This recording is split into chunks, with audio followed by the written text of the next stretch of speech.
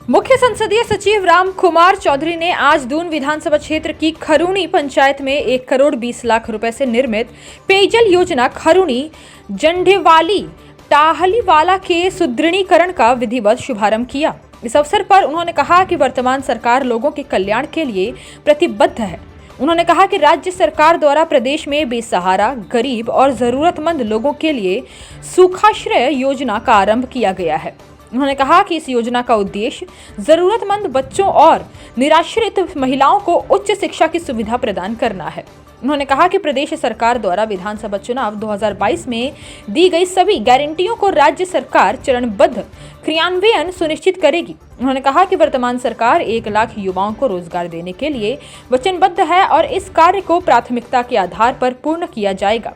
इस मौके पर मुख्य संसदीय सचिव राम कुमार ने खरूनी पंचायत के लोगों की समस्याएं भी सुनी और इस पर सहानुभूतिपूर्वक विचार करने का आश्वासन दिया। टालीवाला और ये अपना बेली खोड़ का एरिया था, इसमें पानी की किल्लत थी बहुत ज़्यादा। तो मैंने अपने समय में 2017 में कम से कम 20 ट्यूबवेल जो है वो पेयजल के पहले सेंक्शन किए, 12 एक थे, लेकिन उन ट्यूबवेल्स को ये पिछली सरकार जो है वो लगा नहीं पाई। तो हमने आते ही विभाग को कहा कि इनके टेंडर कॉल करें और इनका टेंडर लगा के अभी हमने ये 3 ट्यूबवेल जो हैं वो स्टार्ट करेंगे। यहाँ है एक, इसमें अपना धक्कड़ मजरा में, तीसरा अपना उधर चनाल मजरा में है। तो वो ये 3 ट्यूबवेल हम अभी तुरंत लगा रहे हैं। उसके बाद जहाँ जहाँ पानी की कमी, जो हमारे सिंचाई के ट्यूबवेल सेंक्शन है, उनको भी अभी तुरंत हम स्टार्ट करेंगे। और ऐसे ही जो अन्य विभागों में काम रुके पड़े हैं उनको भी गति जो है वो दी जाएगी। सर, कल आपको सरकार ने जो है सीपीएस का ओहदा दिया है सर, अब आपकी प्राथमिकताएं क्या रहेगी धून क्षेत्र के लिए? सबसे पहले तो मैं माननीय मुख्यमंत्री श्री सुखविंदर सिंह सुक्खू जी का आभार व्यक्त करता हूं और हमारे हाईकमान सोनिया गांधी जी, राहुल गांधी जी, प्रियंका जी, केसी वेणुगोपाल जी, हमारे प्रभारी राजीव शुक्ला जी, हमारे खड़गे साहब, इन सबका जो है मैं तहे दिल से आभार व्यक्त करता हूँ, क्योंकि इनकी कृपा से जो है हमारा जो मंत्रिमंडल का गठन हुआ और सीपीएस उसमें बने। तो दून क्षेत्र को पहली बार अधिमान मिला है। इसमें मतलब मैं पूरी क्षमता से जो है वो काम करूँगा और जो जिम्मेदारी मुझे मिली है, भाई सुक्खू जी ने दी है, उसका निर्वहन जो है करूँगा और पूरे प्रदेश में लोगों के लिए जो है काम करेंगे। हमने ये जो सरकार बनी है, ये हमने व्यवस्था परिवर्तन के लिए करी है। तो व्यवस्था परिवर्तन हो, अधिकारी वही हैं। अभी हमने 3 महीने तक किसी अधिकारी को नहीं बदलना है और जो परफॉर्मेंस दे रहे हैं सभी दे रहे हैं, वैसे तो देने लग गए हैं अधिकारी। अब गवर्नमेंट भी वही, गवर्नमेंट बदली है लेकिन अधिकारी भी नहीं बदले हैं। उन्हीं अधिकारियों से हम लोग काम ले रहे हैं और काम जो है वो गति पे है। भ्रष्टाचार के अड्डे जो बने थे उनको समाप्त करने के लिए माननीय मुख्यमंत्री जी ने बड़ा कदम उठाया। हमीरपुर चैन बोर्ड, जिसमें बहुत बड़े घपले जो है हो रहे थे, पुलिस भर्ती में बहुत बड़ा घोटाला हुआ, सीबीआई की जांच पूर्व मुख्यमंत्री जी ने की, लेकिन वो नहीं हो पाई। उसके बावजूद भी जब माननीय मुख्यमंत्री जी के ध्यान में आया, उन्होंने तुरंत उसके पीछे विजिलेंस को लगाया और कुछ क्लू हमें मिले। तो वो क्लू मिलने के बाद जो 25 दिसंबर को पेपर था वो पहले ही लीक हो चुका था। तो इसमें आदमी को सर, धून के भी कुछ जो दफ्तर हैं और कुछ स्कूल हैं जो डीनोटिफाई हुए हैं सर, उसके ऊपर किस तरह से? ऐसा है कि दून में अगर मैं एसडीएम कार्यालय की बात करूं तो एसडीएम कार्यालय खुला नहीं है। आप बताएं, कोई आदमी, यहाँ मेरे ख्याल 200 लोग बैठे खड़े हैं, कोई आदमी बता दे कि दून का एसडीएम कार्यालय खुला है? तो ये झूठी सरकार है।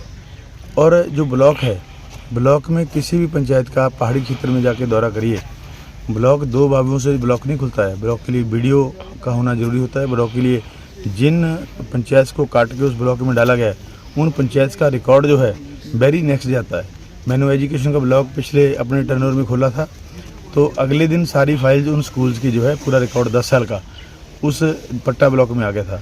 लेकिन अभी इस सरकार ने केवल इलेक्शन को मद्देनजर रखते हुए 200 इंस्टीट्यूशन जैसे खोले हैं, जैसे कोई दैवीय शक्ति इनको चलाएगी। जब आपने प्रबंध नहीं किया, आपने टीचर भर्ती नहीं किया, आपने मास्टर और डॉक्टर भर्ती नहीं किया, आपने कैसे संस्थान खोल दिए? मेरे दून क्षेत्र में 17 जो उप स्वास्थ्य केंद्र हैं, स्वास्थ्य केंद्र, उन पर ताले लगे हुए हैं। पहले मुझे सरकार इसका जवाब दे, पिछली सरकार, कि भी उनके ताले बिना खोले जो है वो इन्होंने कैसे आगे संस्थान खोल दिए। जहाँ तक बंद किए संस्थानों की बात है, तो गुण दोष के आधार पे जहाँ डिमांड होगी वो हमारी सरकार खोलेगी और पूरी तरीके से खोलेगी। पूरा प्रबंध करके खुलेगी। खाली ये नहीं कि हमने कोई चपरासी के सहारे या किसी उसके सहारे स्कूल खोल देना है। अगर स्कूल खोलेंगे तो उससे मास्टर देंगे, उसका पूरा प्रबंध करेंगे, उसका भवन देंगे। अस्पताल खोलेंगे तो उसमें डॉक्टर देंगे, आयुर्वेदिक जो हमारे फार्मासिस्ट है वो देंगे। उसके बाद हम लोग संस्थान खोलेंगे। सर युवाओं के रोजगार की भी बात उठी है सर, आपने भी कहा था कि युवाओं को रोजगार दिया जाएगा, जो स्थानीय उद्योग है उनमें दिया जाएगा। बिल्कुल। तो किस प्रकार से जो है उद्योगों से आप बातचीत करेंगे? सरकार वचनबद्ध है, हमने 1 साल में 1 लाख युवाओं को रोजगार देना है, चाहे वो सरकारी क्षेत्र है चाहे गैर सरकारी क्षेत्र है। अभी हमारे मंत्रिमंडल का गठन हो गया। अभी माननीय मुख्यमंत्री जी के ध्यान में हम लाएंगे कि विभागीय तौर पे हम लोग कोई ऐसा प्रबंध करेंगे जिससे हमारे जो नौजवान साथी है उनको इंडस्ट्री पे नहीं जाना पड़े। उनको जो है एक कार्यालय में, सरकारी कार्यालय में उनकी भर्ती होगी और इंडस्ट्री वालों को हम बाउंड करेंगे कि वो सीधे तौर पे कोई भर्ती नहीं करेंगे। ये माननीय मुख्यमंत्री जी का मानना है। तो इससे युवाओं को मैं समझता हूँ कि हमारे यहाँ 1800 उद्योग हैं और इतने सारे युवाओं को रोजगार देना कोई बहुत बड़ी बात नहीं है।